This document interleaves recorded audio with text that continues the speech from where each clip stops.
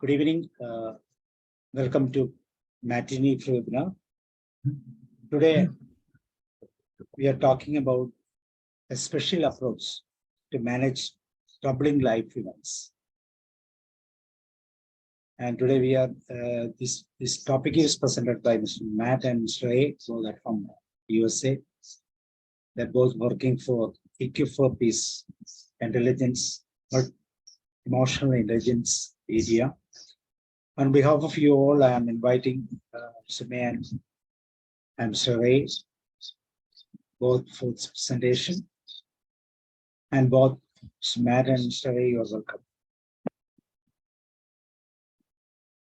Thank you. Thank you, Dr. Oz. Good to be here. Okay. Yep. Welcome, everybody.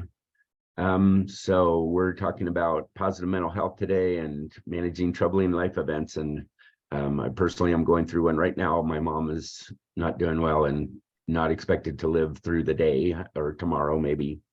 It's pretty tough. So I get to practice what I preach here. So let me go through. I got some slides that I want to give you basically what we're talking about and what I'm trying to do in real life. So get to practice it. Positive mental health, basically 3 steps. This is the 3rd in our series in a row. We did developing an internal locus of control is first. We're talking about being able to manage ourselves. It's not them that does it to us. We are in charge of ourselves, and we get to be responsible for our own thoughts, our own feelings, our own actions, etc. And if we blame other people, that's one thing. You can do that if you want to, but we highly suggest that you first bring things in and say, you know, they're my thoughts, they're my feelings, they're my actions, and so I'm in charge of them. Second is recognizing where we have irrational thinking. Our thoughts kind of start all of the process, and sometimes our thoughts are not helpful, and they're not correct, and they're not wise, and they're irrational, and they don't make any sense, and they cause all kinds of commotion inside of us. So we last Saturday we worked on recognizing irrational thinking, and now we're talking about a couple of approaches to managing our troubling life events, and there's step-by-step. I have a quick step-by-step, so does Ray. They're 2 different ones, but they're basically the same, and they're whichever one works for you. We'll go through both of them, and you can decide for yourself. Hey, Matt, I'm yeah, not go ahead, seeing Ray. your screen. I'm not seeing your screen for some reason. I'm not sure if anyone else is either. Oh, Dr. S, can you see my screen? It's not coming, I think. Oh, no. Okay. Yeah, it's just blank right now. It says Matt just has your name and EQ for Peace. Oh, it says I'm sharing. It says your screen share is loading. Oh, that's not good. Let's see. I'm going to Your close internet it. connection is slow there. Yeah, that's for sure. Darn. Well, I guess you don't have to see my screen. I don't know that I can change that right now. So I'm closing all my other windows down and seeing if maybe that would help. It still says it's loading. I'm going to stop the share and start again and see if maybe that would help. It says it's loading, but tell me if you can see anything. If not, I'll just read through the slides. Still nothing, huh? Still all right. Better just to look at your face and talk. Yeah, sorry. Well, here's my face, so I have to deal with that. You see the slides personally, but anyway, okay, so we're talking about emotional intelligence.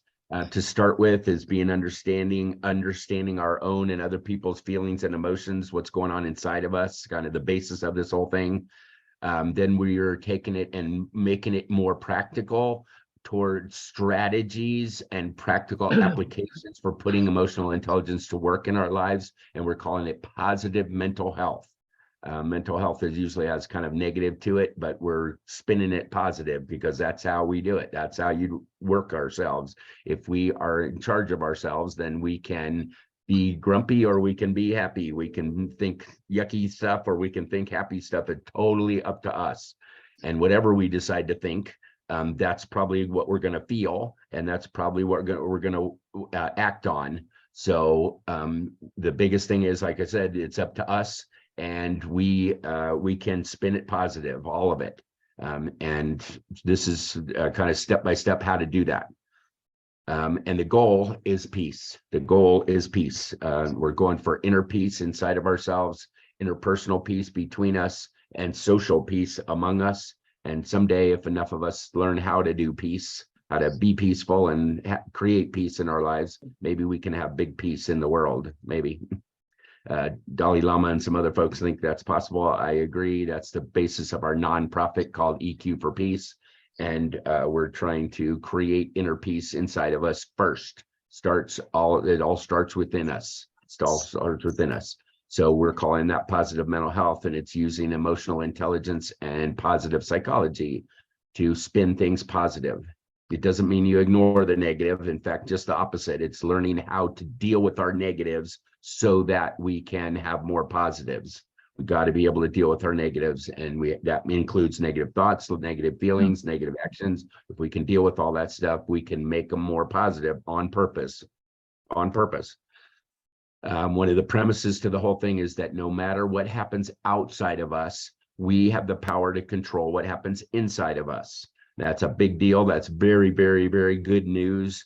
It's very important. It is critical. It's not really taught in schools or talked about at home, and we don't learn any of this stuff directly, specifically. And so we're trying to get emotional education into schools everywhere. And why Ray and I are here, jumping up and down about this, saying that what's going on inside of you is in your power and your control, and you can change it. And you can change it.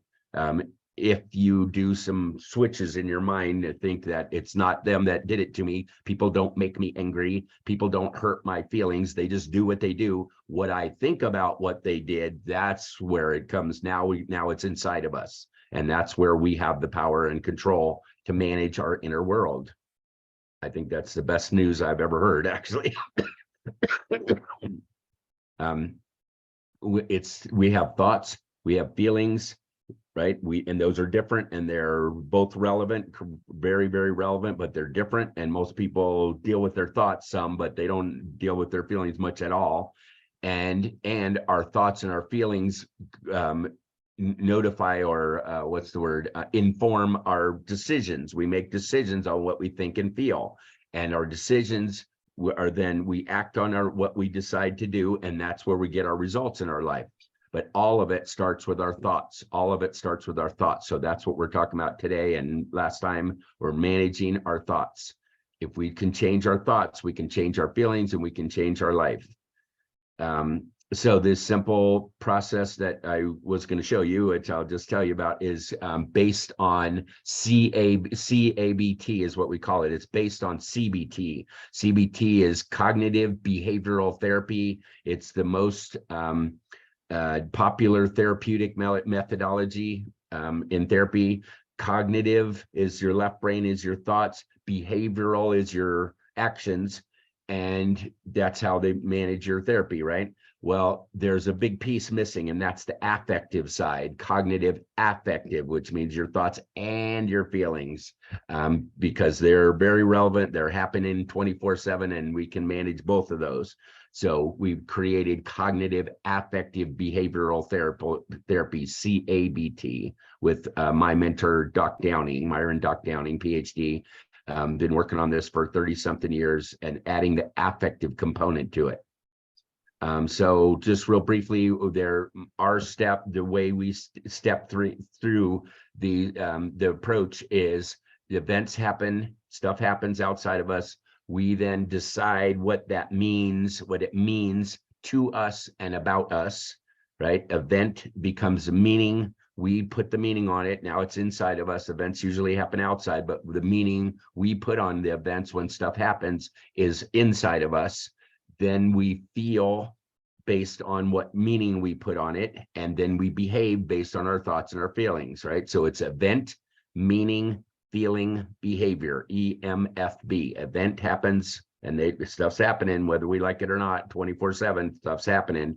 What we do with it, what meaning we put on it is up to us. And that's where we have the power, we have the control, we have the ability to make it work for us or against us. It's up to us.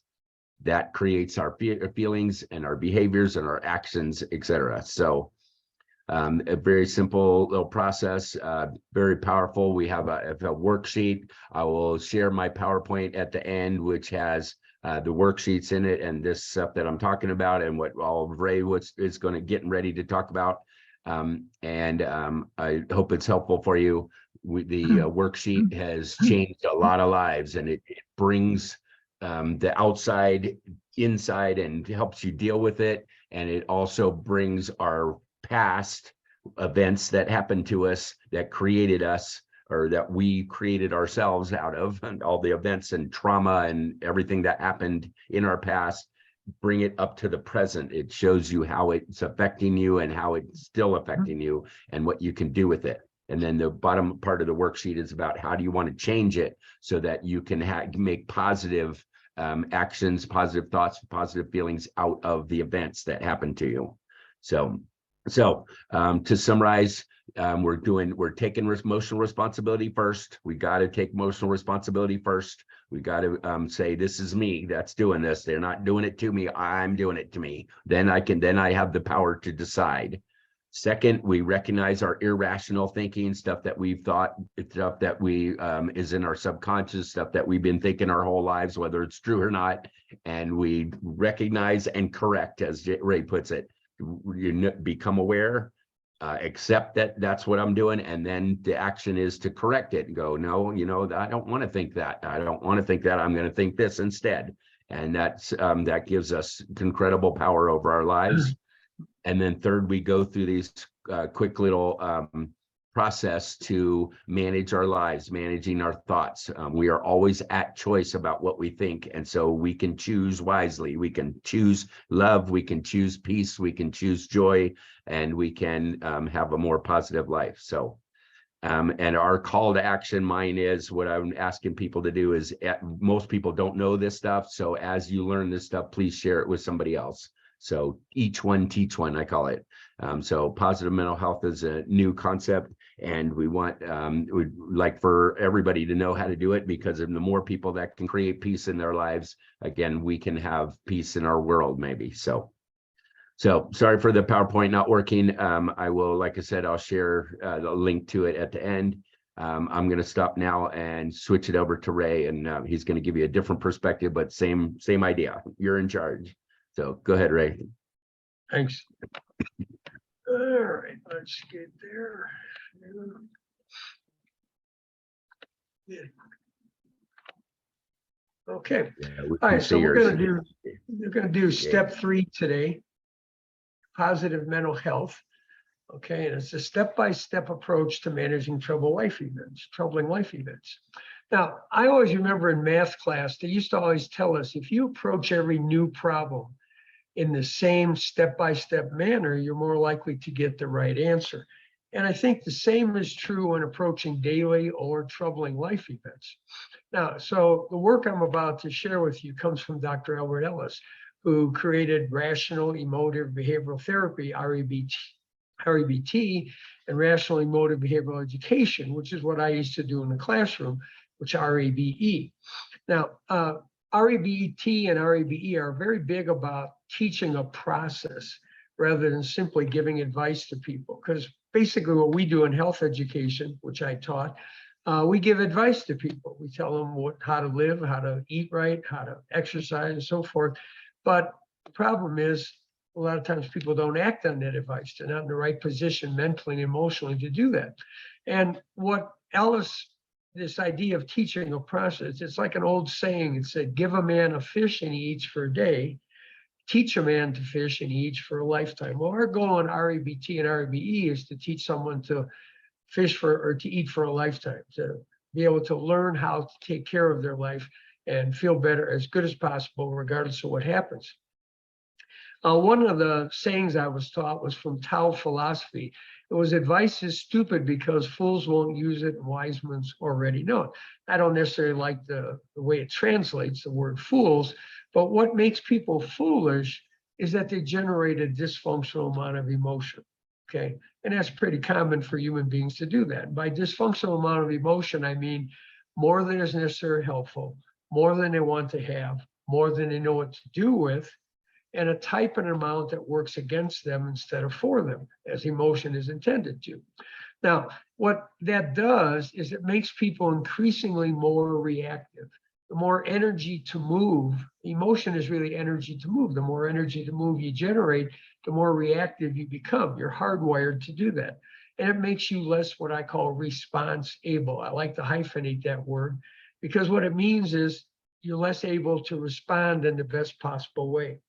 And there's another saying from RABT, a person's behavior will tend to follow his emotions toward his life events. So that, again, another way of saying that as your emotion goes up, the energy to move increases, you become more increasingly reactive and less response able. Now, I used to tell my students, when people generate a dysfunctional amount of emotion, it can make otherwise smart people say and do stupid things. And there's a lot of smart people in the world. When they get angry about something, they can say and do a lot of stupid things. That's pretty normal. That's part of being human. One of my other favorite sayings as a teacher and as a parent and even as a human being has always been, there's two ways to make a situation you don't like worse: do nothing and overreact to it. And people too often do the latter. And the reason they do that is because they generate more emotion than is helpful or necessary. All right, so the goal of teaching a process is so people can generate a more functional amount of emotion so it can work for them, make their life better instead of worse. And that frees them to be more response able, to respond in the best possible way. And some of the things that I associate with responding in the best possible way is to be able to deliberate, to think things through before acting, okay? And consider the possible or potential consequences before acting. To access and act on advice and information they've been given, and to learn from their own and others' experiences, and to act in accordance with their personal morals and values. Because very often when people react, they do things that later they regret and violated their own morals and values. And the last thing is to tolerate delayed gratification. When you generate a lot of emotion, you tend to be into immediate gratification. Yeah, so positive mental health, just a little review here. Step one was developing an internal locus of control, and it's all based on a formula for how life really unfolds. And this formula is actually a variation of Dr. Ellis's ABC theories of emotion, which I'm about to explain in a few seconds here. My formula that I use is event plus thoughts equals feelings and behavior. Now, and to put it into words, whatever someone else says or does or that happens is just an event. And the key point about all this is that thoughts cause feelings, not events. And attitude or your thoughts is always the father of your behavior. Now, and the whole point is that thoughts are the key to how someone feels and behaves, okay?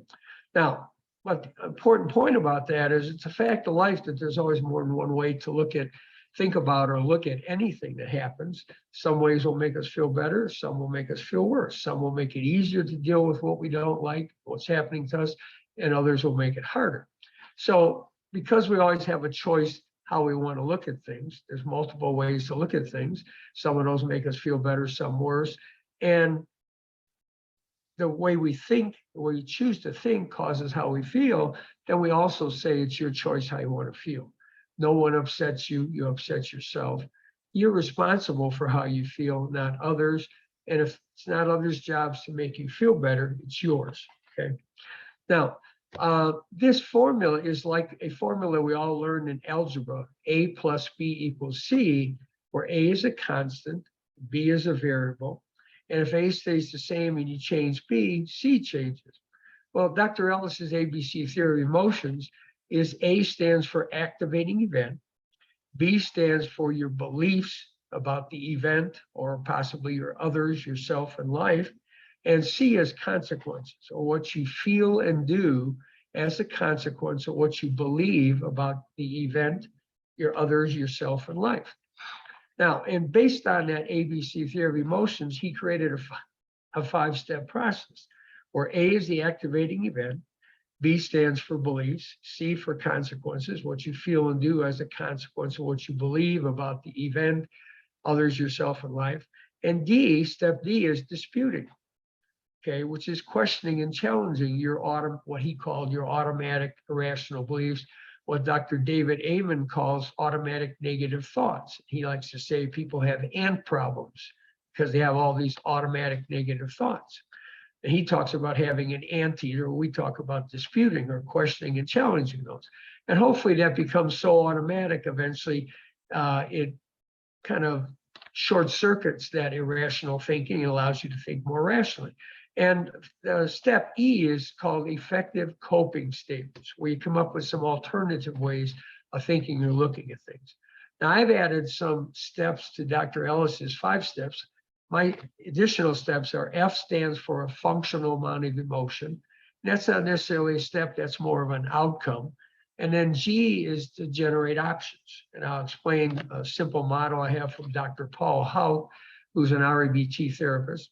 And finally, if you do all these steps and do them well and get good at them, proficient at them, you can be happier, healthier, and more hopeful.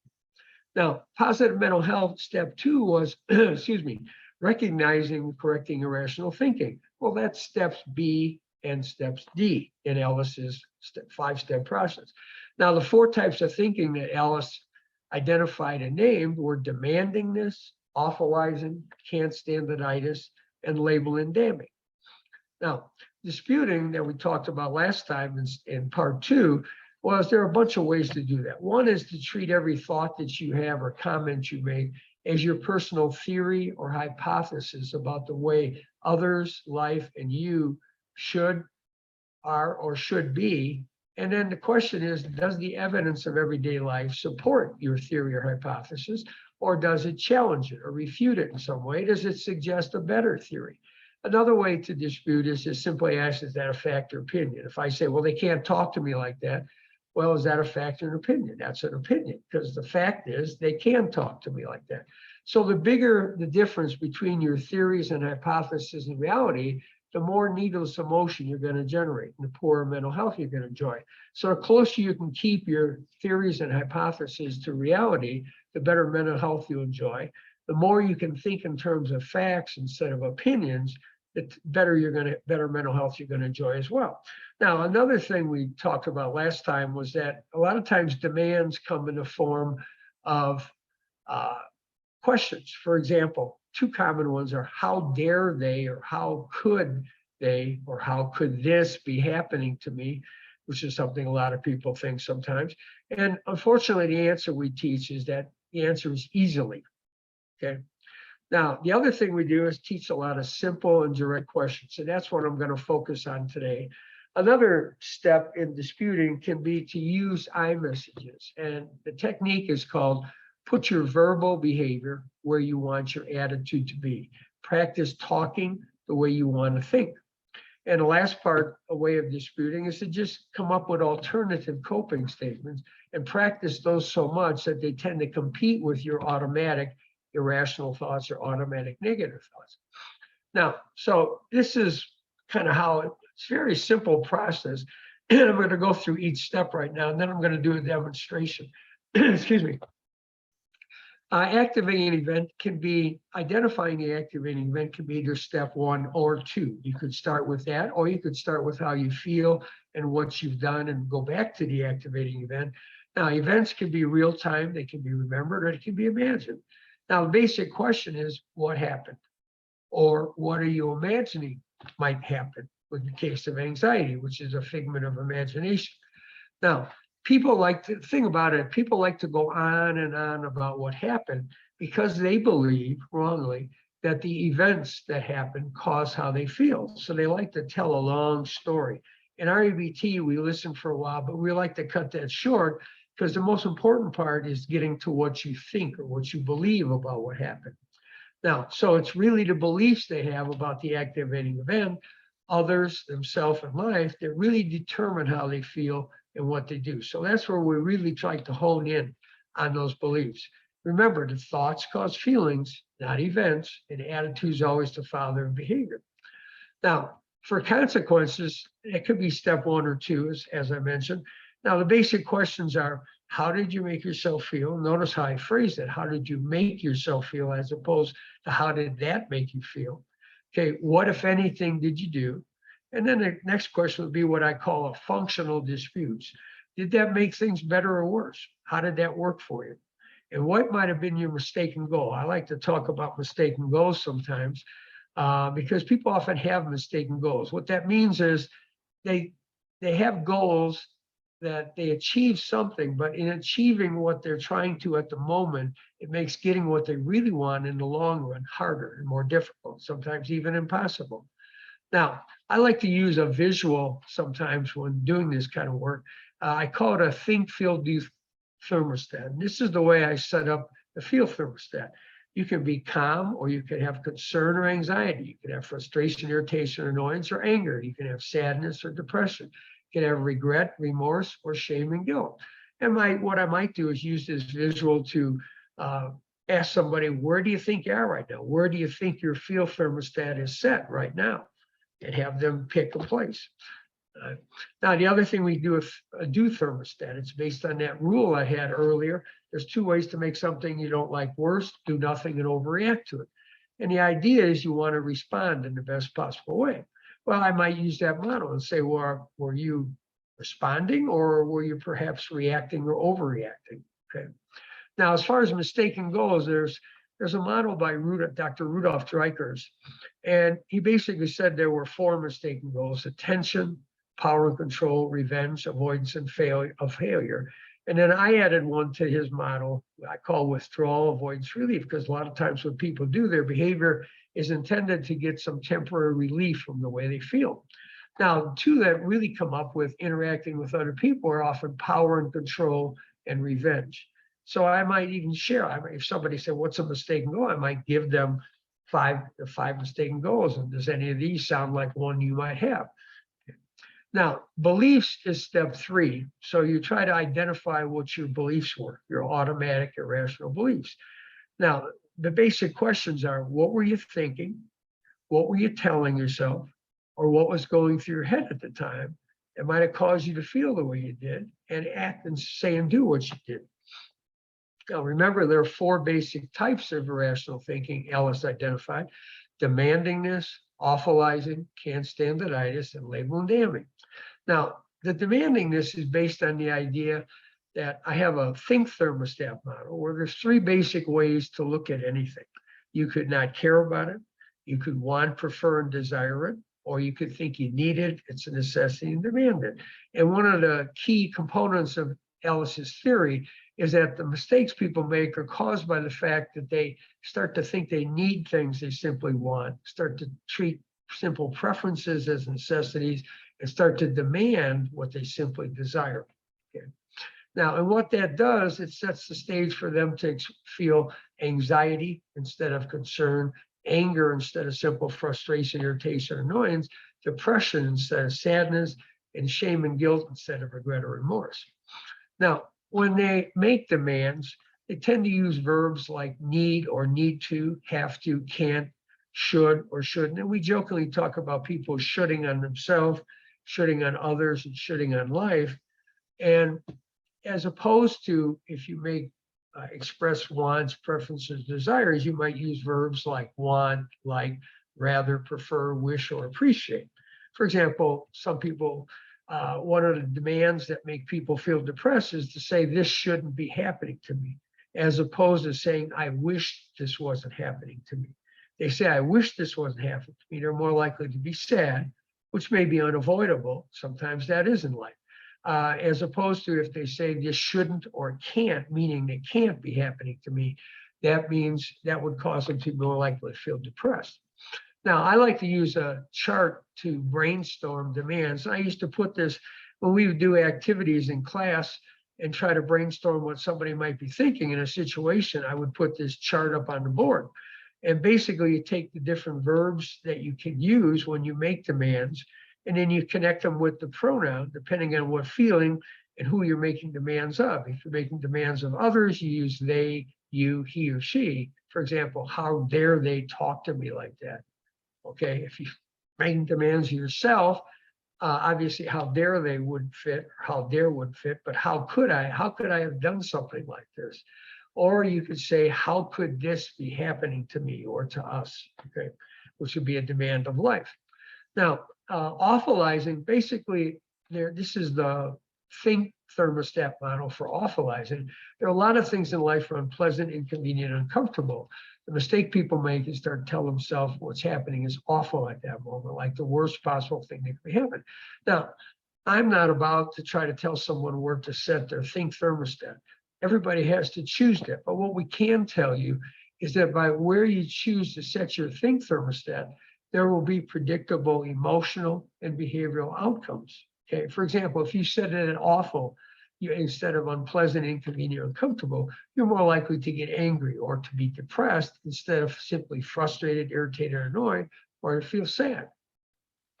Now, brainstorming awfulizing is very simple, just to complete the statement, it's really awful that, or it's really awful when, and then just see how you can complete that.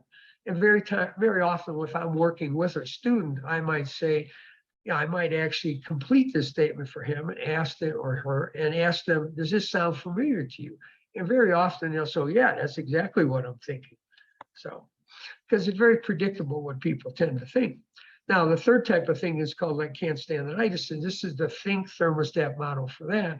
You have a right to dislike whatever you want to, or like whatever you want to like. That's every human being's right. The mistake people make is to tell themselves they can't stand something that's happening to them instead of simply not liking it. And by doing that, they inflame themselves needlessly. And that's why Dr. Ellis calls it I can't stand that itis. Itis is the suffix for inflammation. Now, so to brainstorm can't stand that itis, you simply say, finish the statement, I can't stand when, and usually what you do is you add the event to it. I can't stand when people say things like that about me. I can't stand when people cut me off in traffic.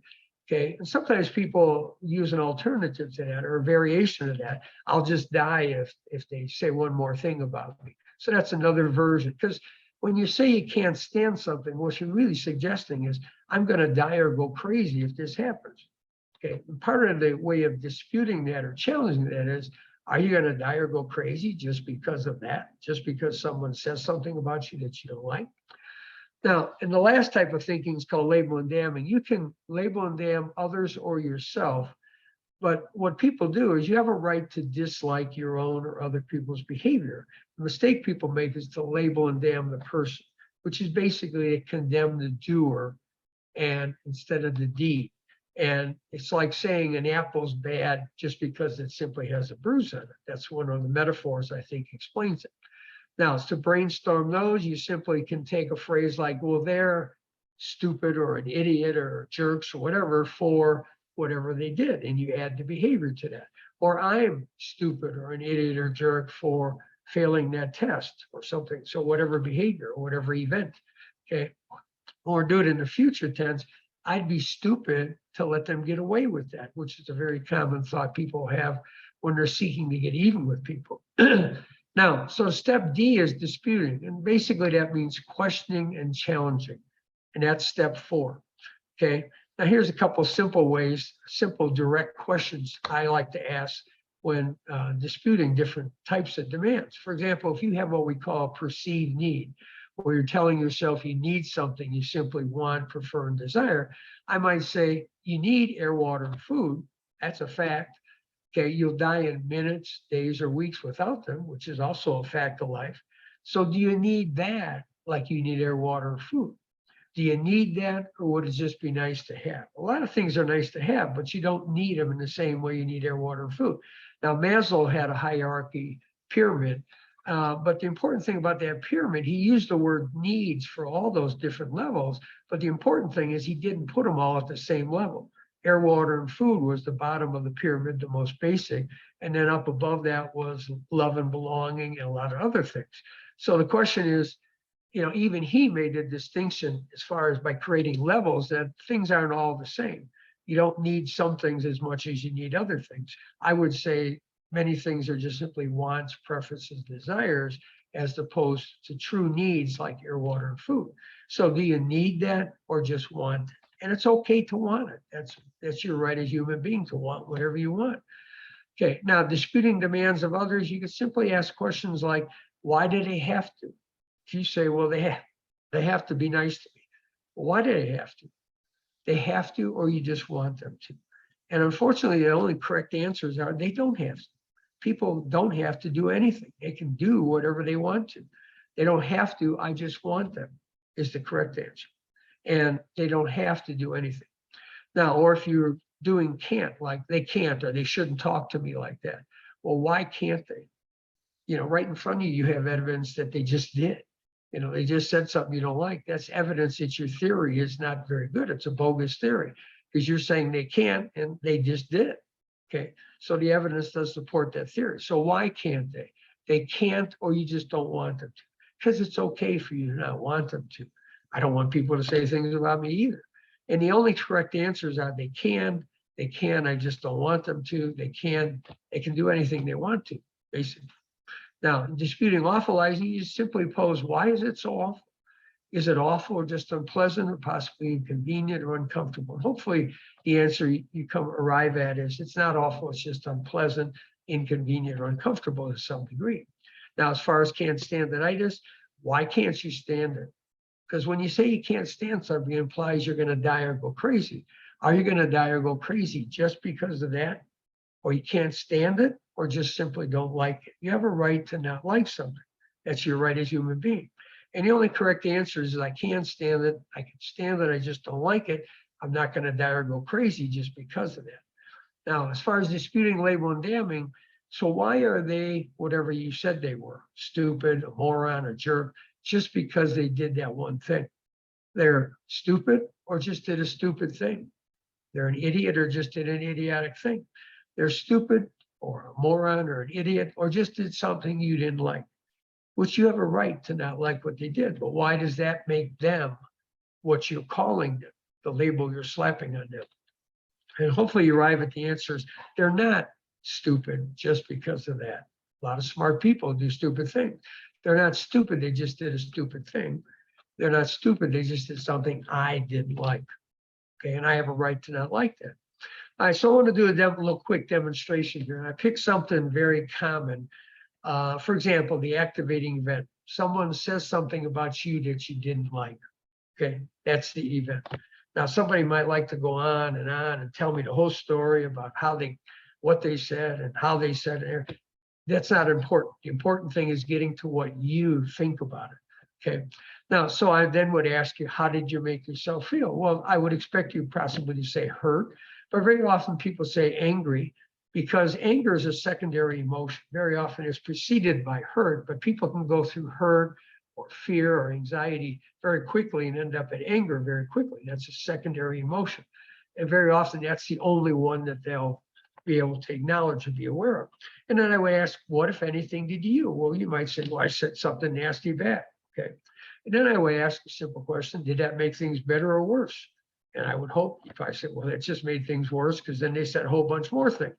Okay. And I might ask them, what might have been your mistaken goal? And perhaps they might recognize that it was to get even with them for saying that to me. I said things back to them. And now, there's a thing I like to use too called functional disputes, where I'll ask somebody, what do you really want? Okay. Now, I would expect in this situation for them to just not say things like that about me, to be nicer to me, okay, to treat me better. Okay. And then I would ask you, well, how did making yourself angry and saying and doing what you did work out for you? And of course, the answer is not very well, because they said even more things. Now, so now we get to the beliefs. So what would you have to tell yourself to make yourself so angry and cause you to say or do something nasty back, which only made things worse? So what were you thinking at the time? What was going through your head? Now, as we go through this, I probably usually when I start working with someone, I'll always talk about our default philosophy, which is what Dr. Ellis called unconditional self-acceptance. And it basically is that you choose to see whatever you think, feel, say, or do, have in the past or might in the future, as part of being human, and understandable given what your life experience have been so far, which could be different, very different than other people's, and what you have to deal with at the moment. Okay. Now, so one of the things we also do sometimes is some like mind experiment, thought experiment. If, for example, if you told yourself, I don't like when people say things like that, would you have made yourself so angry? Or would you possibly just been frustrated, irritated, or annoyed? And if not, okay, then what would you have to tell yourself to get so angry? Okay. Now, and the idea is that what you're really doing, if you have this anger, you're making some demand. And in this case, and anger is usually caused by making demand of others. Anxiety is caused by making demands of self and life before events. Shame and guilt is caused by making demands of yourself or shooting on yourself after events. And depression tends to come from making demands of life. So we look for what the demands might be. And again, I'd go to this chart to help brainstorm what either I'm doing it for myself, I'd brainstorm what my own demands might be. And I encourage people to always write those down, because if you can trap them on paper, it's a lot easier to deal with them. Otherwise, they tend to be like a message board flying through your head at high speed. And it's very difficult sometimes to capture those irrational thoughts and work on them if they're moving at high speed through your head. So it's important to write them down, to brainstorm them, put them on paper. I used to type them out for a student on my computer and then print out a copy of that. And you just conduct, depending on what demands, if you were making demands of others, then we'd be using they, you, he, or she. For example, how dare they, how could they have to, or they shouldn't. And this is some of the examples you might come up with. For example, if they said something you didn't like about you, well, how dare they say that about me? How could you say such a thing? You can't say that about me. You shouldn't say things like that. So should on them. You should be nicer to me, or you have to or need to be more respectful, or you can't get away with that. I can't let you talk to me like that, and I have to get even. So those might be some of the automatic irrational thoughts people have. And I say automatic irrational because they've probably had these thoughts many, many, many times before in their life. And that practice and rehearsal has made them deeply rooted in their brains, which makes them very automatic. They're easy to slip into that type of thinking. Now, as far as awfulizing, it might be, it's really awful that he said that about me. Okay, I can't stand when people say things like that about me. And he's a jerk for saying that about me. So we have a list of automatic irrational beliefs. And then what we do is do step 4, which is disputing, questioning, or challenging those beliefs. Now, one of the things we do sometimes, we always do what's called affirm the preference, which means to let people know that you have the right to like or dislike, in this case, dislike whatever you want to. I have 5 rules I teach. That's rule number 5. Now, the other one is you have a right to want or not want whatever you want to as well. And that's rule number 1. Now, so as far as how dare they say that about me, how could you say such a thing? The answer, unfortunately, we teach people is that the answer is easily, because it doesn't take a lot of energy or effort or thought for someone to say something nasty about you. It's very easy. Just open their mouth and things pop right out. And what other advice I always used to give people or give students is never ask a question for which you won't like the answer. And that's what they teach lawyers. Never go into a courtroom and ask a question for which you're not going to like the answer. It's going to hurt your case. Well, you don't want to do that in life either. When you say, how dare they say that about me? Well, unfortunately, you're not going to like the answer. The answer is easily. Okay. Now, as far as you can't say that about me, well, we talked about this earlier, and this is how you would apply it to this statement. Why can't they say that about you? They just did. Okay, so your theory is they can, but the evidence is they just did. They can't, you just don't want them to. They can't, you just don't like when they do. And the only correct answers are they can, I just don't want them to, or I just don't like when they do. They can say or do whatever they want to. And that would be what we call a coping state, because that's a fact or a theory hypothesis about life that's very close to reality. Other people can say and do whatever they want to. If they say you shouldn't, we handle it the same way. They shouldn't say things like that. Well, why can't they? They can't, you just don't want them to. They can't, you just don't like what they do. And the answers would be pretty much the same. Now, so what we're trying to do is not get you to not care.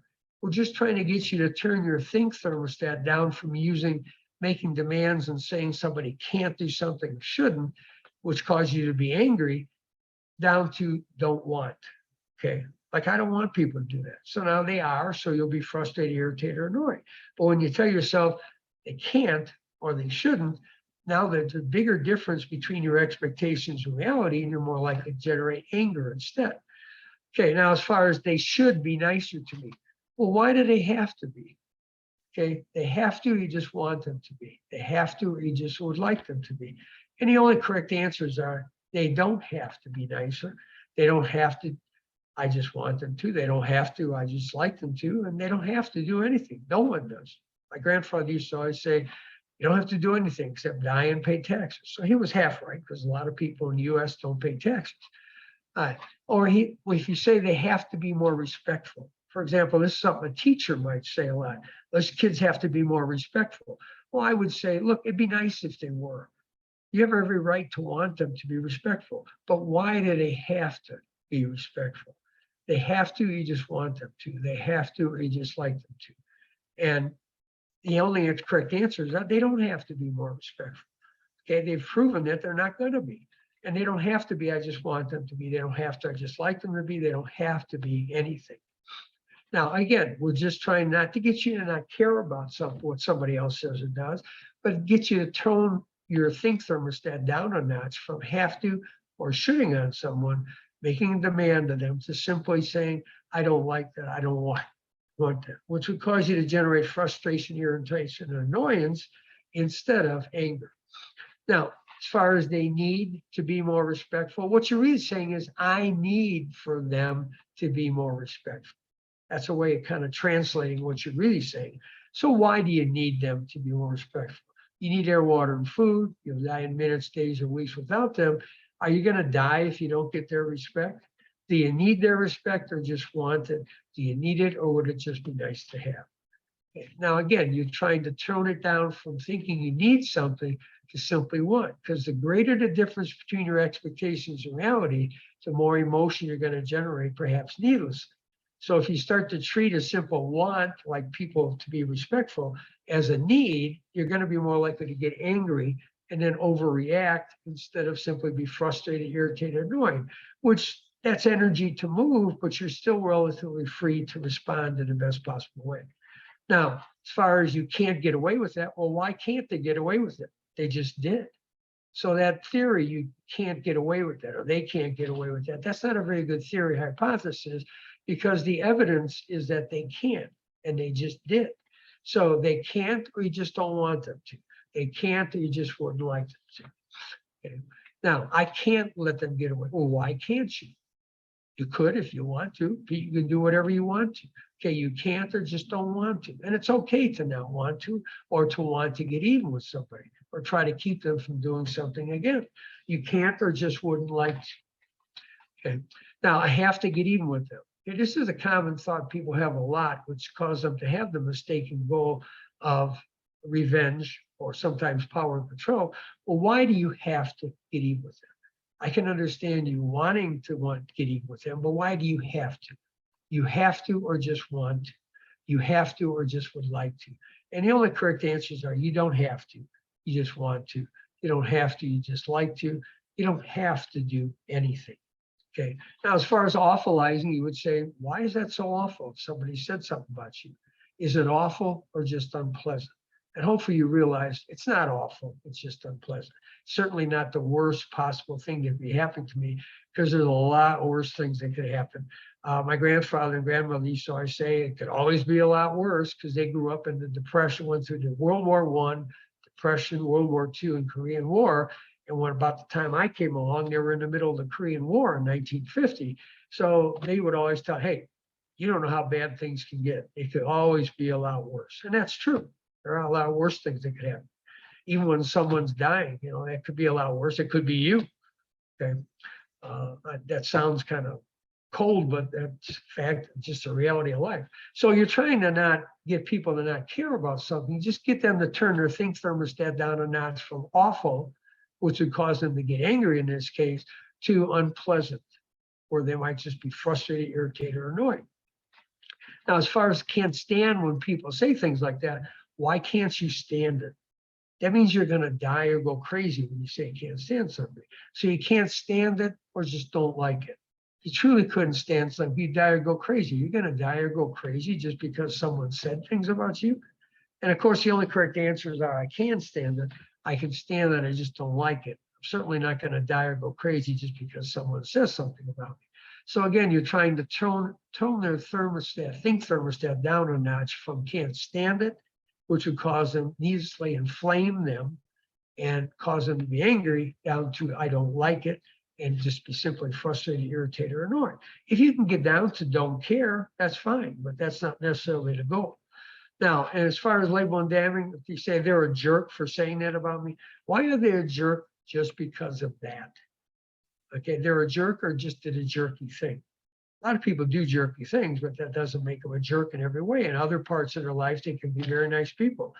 They're a jerk or just did something you didn't like. And hopefully you realize the answer, only correct answers are they're not a jerk just because of that. They're not a jerk, they just did a jerky thing. They're not a jerk, they just did something I didn't like. And that's my right as a human being to not like that. Now, again, so you're trying to just get them to turn it down a notch from label and damning the person, either the other person in this case, or sometimes themselves, to just simply disliking the other person's behavior. Okay.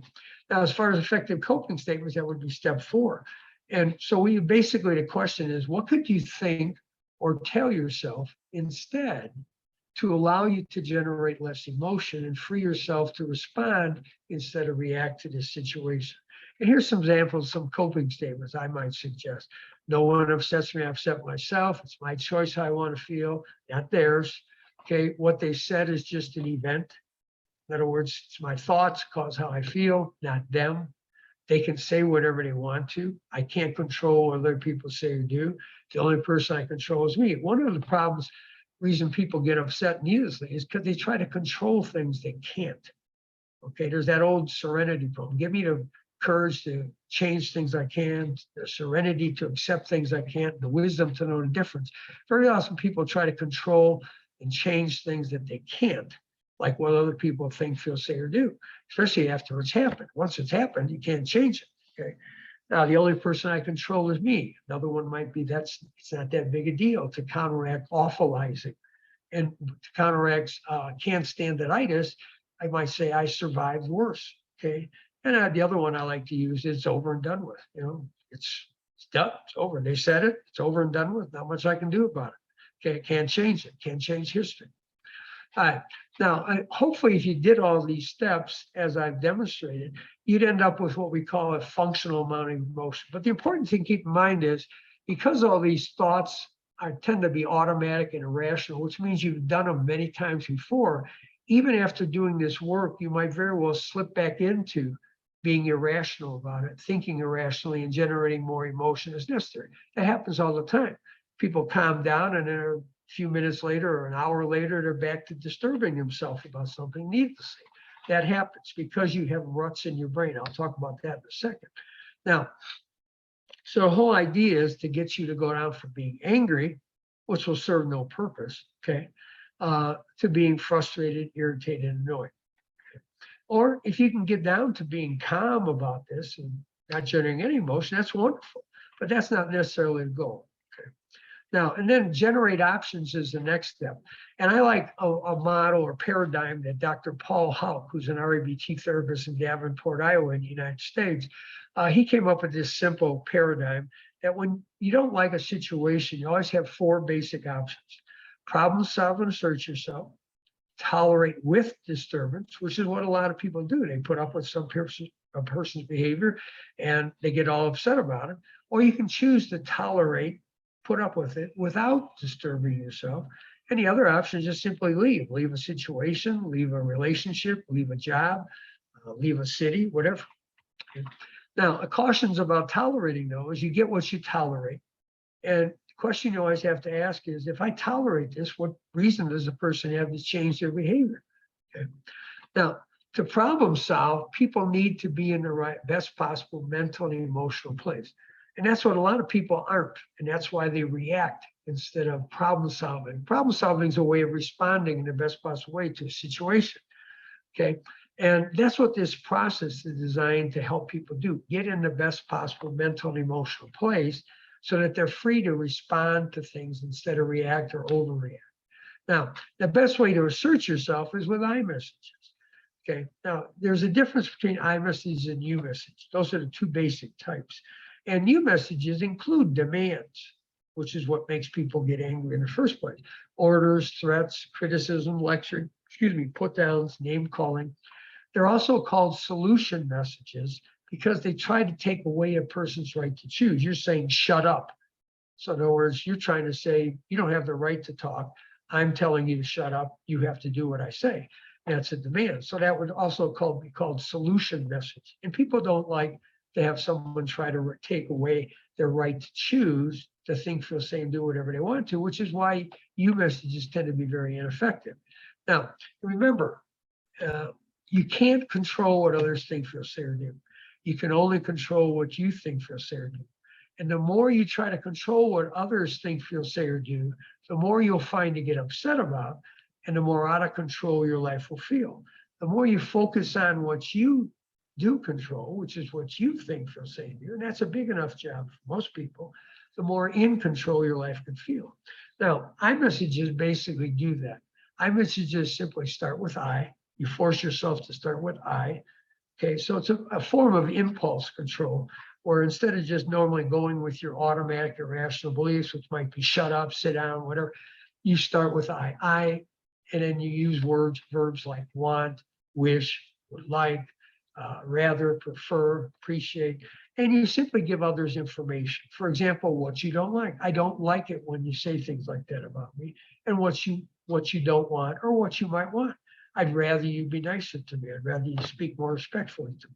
Now, and you leave it up to them what they want to do about it. So here's a couple of examples for this situation. If someone said that something I didn't like and I responded in the best possible way, this is probably the best thing you could say, knowing that you can't control what other people think, feel, say, or do.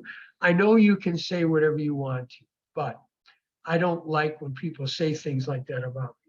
I wouldn't say that about you and don't appreciate you saying it about me. I would rather you not say things like that. And then you leave it up to them what they want to do about that. And don't expect, great results. Sometimes you don't, because you can't control what other people think, feel, say, and do. But if you try to force them to think, feel, say, and do what you want to, they very often will just do the exact opposite. Okay. Now, and hopefully if you do these steps in the order and do them very well and get very good at and practice them, you'll become happier, healthier, and more hopeful. Now, but I also want to end with why change is hard. And I like to talk about ruts. Whenever we practice thinking, feeling, and behaving certain ways, we create what I like to call, what neuroscientists call, ruts in our brain. Okay, ruts are easy to slip into and hard to get out of, just like real ruts on a dirt road. If you've ever ridden down a dirt road that's rutted. Now, ruts make thoughts, feelings, and behaviors automatic. Okay, and here's the key point though, once you create ruts, you can't get rid of them. You can only make new ones and hope they compete for use with your old ones. And you can always slip into old ruts, and probably will. So you could do this work and slip back into your old automatic irrational beliefs and start upsetting yourself needlessly again and start getting nasty again. And the trick is just to get out, you get better at getting out of those ruts much quicker by practicing new ways of doing things. Now, so how we change is we need to practice and rehearse new ways of thinking and feeling and behaving until they become automatic or they become new ruts in our brain, and hope that in the future we're more likely to plug into those new ruts instead of our old ones. Now, when you pose these questions enough and practice, rehearse these, they become automatic and they start to act. The best thing I can describe it, it's like, or analogous to grammar check on a computer. When I type something on a Word document, it'll somehow highlight and say, nah, that's not right. That's not right. Change that. Okay, so that's kind of what these questions become like. Why do they have to? Why can't they? Why can't you stand it? You can't stand it or just don't like it. So it becomes an automatic check on your rational thinking if you practice them enough. Now, about this and the previous two PowerPoints, I use them as a script to get as much as possible in the time to you in the time I have. But I also do them this way so you can go back through them afterward. Dr. S posts these on YouTube, and you can take that and go through as slow as you want to. Now, hopefully this all makes sense to you as we go through it, but if you don't go back over it one or more times, it probably won't become part of your life. It'll be like so many other things that pass through your head. It makes sense to you at the time, and then it just, you go slip back into your old ruts and start doing things your old way. So go through it at your own pace, preferably multiple times, and stop at each slide and think through each slide and how that point relates to your life. That's the way to really make this change happen. Otherwise, if you're not going to do that, it'll work if you do the work. But if you don't do the work, chances are you'll probably just slip back into your old ruts and do things the old way you've always done. So again, just to summarize what we've done over the past 3 weeks, step one of positive mental health was to develop an internal locus of control. Thoughts cause feelings, not events. No one upsets you, you upset yourself. Step two was to recognize and correct irrational thinking. And step three was a step-by-step approach to troublesome life events. We kind of pull it all together, all that knowledge and all those questions and so forth, pull it all together with the idea of having a more functional amount of emotion, freeing you to respond to life in the best possible way instead of reacting. And I'll stop sharing right there. Turn it back over to Matt and Dr. S. I can figure out how to, oh, there you go. Okay, thank you. Thank you, Mr. Ray and Mr. Matt. Very well, they are explained. Three major steps, basically, for positive mental health. In the first part, we come with develop an internal locus of control. And regarding the second part, recognizing and correct irrational thinking. And final and last stage, step-by-step approach to troublesome life events. That's he explained about REBT and REBE and how this education REBE comes into play, and have discussed so many topics regarding thinking patterns. And thank you very much for a wonderful speech and three different steps, very pioneer steps in positive mental health. Thank you both Mr. Ray and Matt for expressing very important views regarding positive mental health. So I think if I could add something right now, and I would say thank you also to Ray, because as I mentioned, I'm getting to practice this right this minute. I'm at my dad's house. My mom's not supposed to make it through the day. It's pretty ugly. I was getting ready to leave, and I kept telling myself, Ray, I kept telling myself, I can't leave right now. And then I'm like, no, Ray would be upset with me if you heard me saying that, thinking No. I know, you know what I mean. You know what I mean. It's causing an dysfunctional amount of feelings for using that word. So it's this stuff works. So I told him, I'm saying, and I was just talking to my wife, I'm like, I was gonna head home, and I'm like, I can't, I was gonna say I can't, but I'm gonna say I really don't want to. It doesn't feel right. It's not the right thing to do. And so I'm not going to. So thank you for that. Just live your life so that you won't regret what you said and did, you know? Yeah. You know, think about what your options are, and then if you do this, are you going to regret it later? You know. Yep. And the thing is, you were mentioned earlier about your dad. Basically, what your dad was saying, this is not fair. Okay, and basically, what his demand is that this shouldn't be happening to us. This shouldn't be happening to her. It's not fair. Well, unfortunately, you know the answer to that. Life's not fair.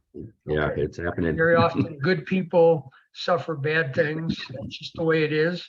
There's nothing fair. Now, what you want to try to do is get your dad to go from shoulding on life, saying this shouldn't be happening, this can't be happening. Get it down to, I wish this wasn't happening to her. There you go. I wish she wasn't where she is right now. I wish she wasn't dying. You're still going to, you're not going to avoid sadness. That's part of life. That's part of, having a relationship with your mom and all you've done, all the history you have. You're not going to avoid that. That's unfortunately, you're stuck with that. But you can make it a lot worse by demanding that it not be the way it is right now. It is what it is. It's going to be what it's going to be. And just, I'm not saying don't have any, you're going to have feelings. Just don't go up that extra notch and make a demand of life and say this can't or shouldn't be the way it is, because it is. Because it is. No amount of that is going to change it. Yeah, it is how it is. Yes. Yeah. So anyway, thank you for that. I'm putting it to work right this minute. So you guys practice this stuff. It's really real. Just keep your think Can't- thermostat down a notch. Don't let it go up. If it goes up, that's okay. That's part of being human, that it would go up. You know, you certainly wouldn't be the first human being in history to demand that, you know, life be fair when it's not, or that someone you care about not die. You're certainly not the first human being in history to do that. So allow yourself that, but then do the work you need to get it back to a different level, a better level. And so you can respond instead of react or overreact. Yes. It's Okay. unfortunately, it's something everybody has to do for themselves. I wish I could do it for you, but you know, that's not the way it works. Everybody's got to do these trips or take these journeys by themselves. So. Okay. Okay, Thanks. okay, You thank can you. always call me. Okay, anybody up to talk something? Shaji sir, Shaji Mathis sir. Yes, sir. Anyway, very good presentation by Mathis and Matt, sir. So when we deal with people, we meet certain people who are very much incorrigible. So it is very easy, not easy to manage with them. Some activating event may be there, which is not worth of importance, but they may have some prejudice or past experience with which they come to react.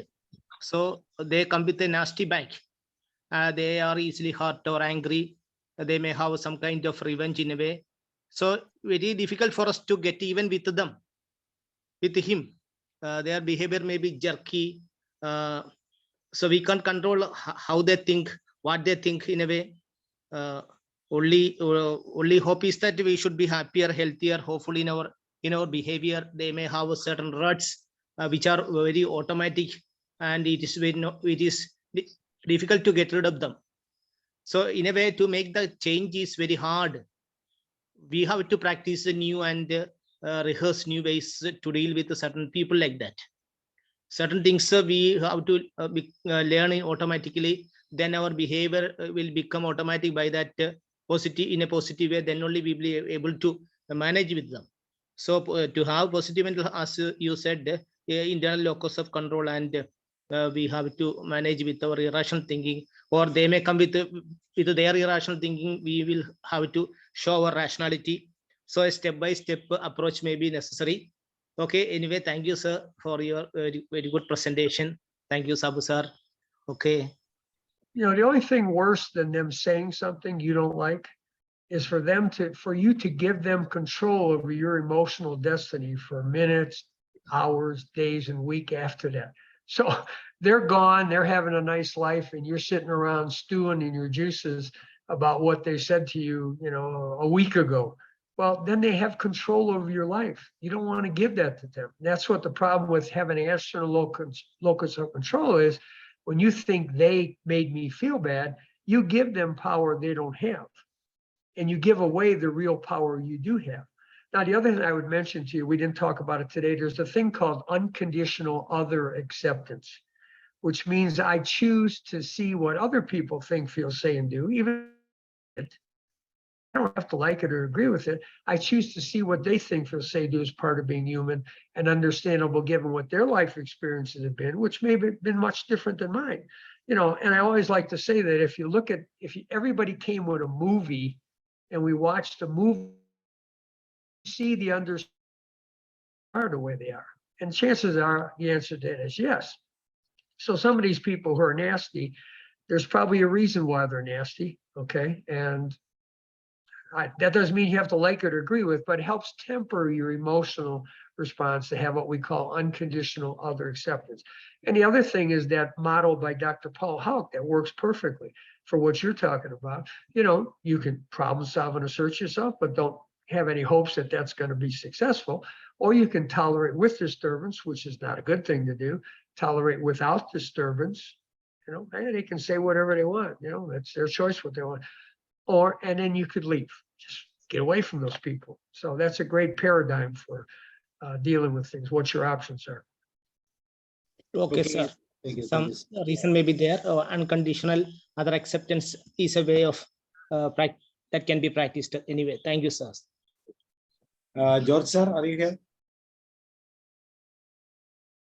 Okay, so thank you once again, both Ray and Matt. Once again, we'll meet again with new topics, and have a nice day. And for yeah, thank you. Thank you. Thank you. Right. Thank you. It'll Thank be you, sir. interesting. Bye, guys. Take care. Bye. Thanks. Thank you.